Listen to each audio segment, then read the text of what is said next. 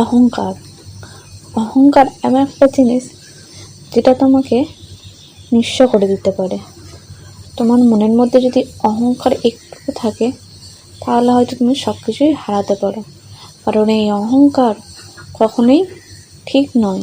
অহংকার তোমাকে পতনের কাছে নিয়ে যেতে পারে। আর এই অহংকারই যে মানুষের পতনের মূল কারণ, এটা আমরা এই গল্প থেকে জানতে পারবো। তো চলুন শুরু করি আজকের গল্প। 3 বান্ধবীর কাহিনী।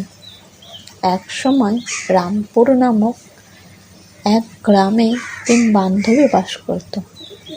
তারা 3 জনে ভালো বন্ধু ছিল। এক ছিল সীতা, এক ছিল গীতা ও এক ছিল রীতা। গীতার ফ্যামিলি ছিল মধ্যবিত্ত। সীতা ছিল নিম্ন মধ্য পরিবারের মেয়ে। আর রীতার বাবা ছিল এক বিশাল বড় ব্যবসায়ী। তাদের অনেক সম্পত্তি ছিল। তারা 3 জনে গ্রামে থাকা এক আমবাগানে খেলনা নিয়ে খেলত। গীতা ও সীতা রোজ একই খেলনা নিয়ে খেলতে আসতো, কিন্তু রীতা প্রায় দিনই নতুন নতুন খেলনা নিয়ে খেলতে আসতো এবং সেটা সে গর্ববোধ করত। সে বলতো, এই রোজ রোজ এই একই খেলনা নিয়ে খেলতে তোদের ভালো লাগে? আমার তো রোজ তোদের এই একই খেলনা দেখলেই বিরক্ত লাগে। গীতা তাও কোনো কোনো সময় নতুন খেলনা আনতো 2-1টা, কিন্তু সীতার পরিবার অনেক গরিব হওয়ায় সে কখনো নতুন খেলনা আনতে পারতো না। কিন্তু সে কখনো রীতার নতুন নতুন খেলনা দেখে লোভ করতো না বা বাড়িতে বাবা মায়ের কাছে বায়না করতো না। সে শুধু এটা বিশ্বাস করতো যে তার বাবা মা অনেক পরিশ্রম করে আর একদিন ঠিক তারা তাকে রীতার মতো অনেক খেলনা কিনে দেবে।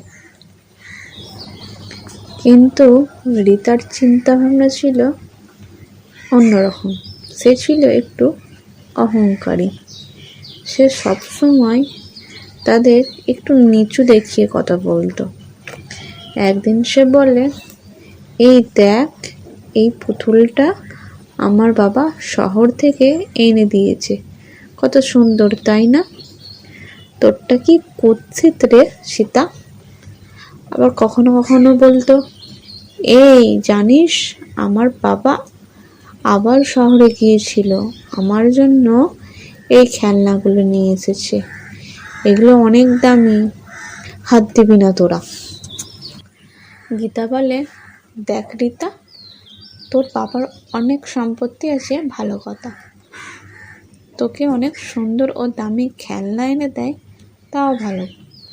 কিন্তু তোর আছে বলে তুই অন্যদের ছোট করবি, এটা ভালো কথা নয়। অন্য কাউকে ছোট করা বা মনে কষ্ট দেওয়া একদম ঠিক নয়।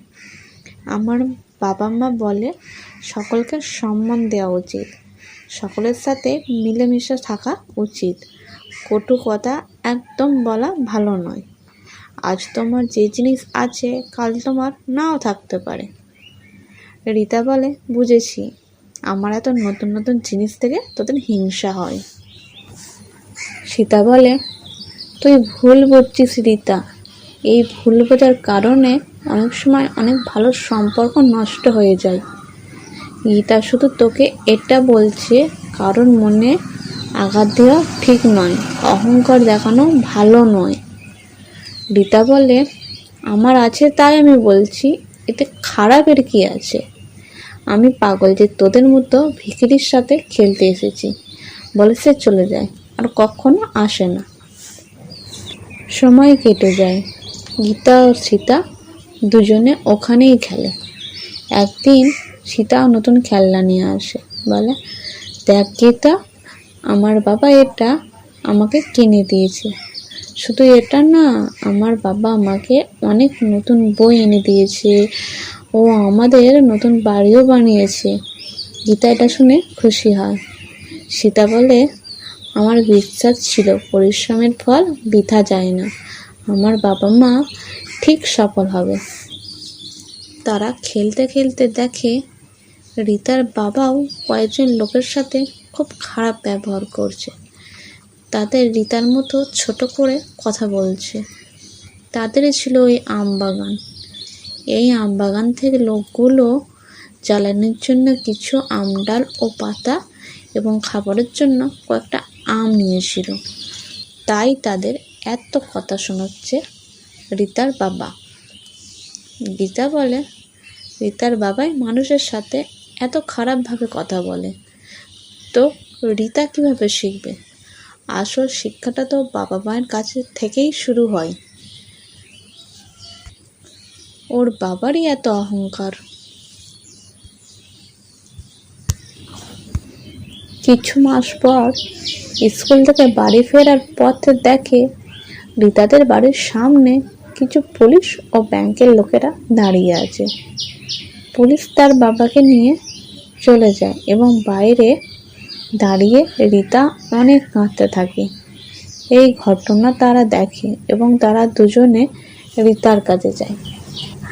রিতা তাদের দেখে আরও কাঁদতে শুরু করে, বলে, গীতা, সীতা, আমায় ক্ষমা করে দাও।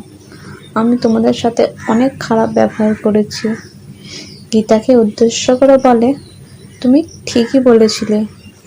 আজ যা তোমার আছে কাল নাও থাকতে পারে। কাউকে ছোট করে বা অহংকারে দেখিয়ে কথা বলতে নেই। আমার বাবাও সবার সাথে খারাপ ব্যবহার করতো। শর্ট সার্কিট হয়ে আমাদের পুরো কোম্পানিতে আগুন লেগে যায়। সমস্ত কিছু পুড়ে ছাই হয়ে গেছে। আমাদের খারাপ ব্যবহারের জন্য কেউ সাহায্য করেনি। ব্যাংকের লোন শোধ না করতে পেরে পুলিশ বাবাকে নিয়ে গেছে।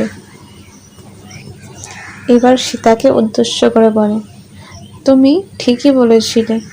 ভুল বোঝার কারণে অনেক ভালো সম্পর্ক নষ্ট হয়ে যায়। আমাদের অহংকারের জন্য আমাদের কোনো আত্মীয়রা আমাদের সাথে সম্পর্ক রাখেনি। এই বিপদে আমরা একা। আর তোমাদের সঙ্গেও আমার সম্পর্ক নষ্ট হয়ে গেছে।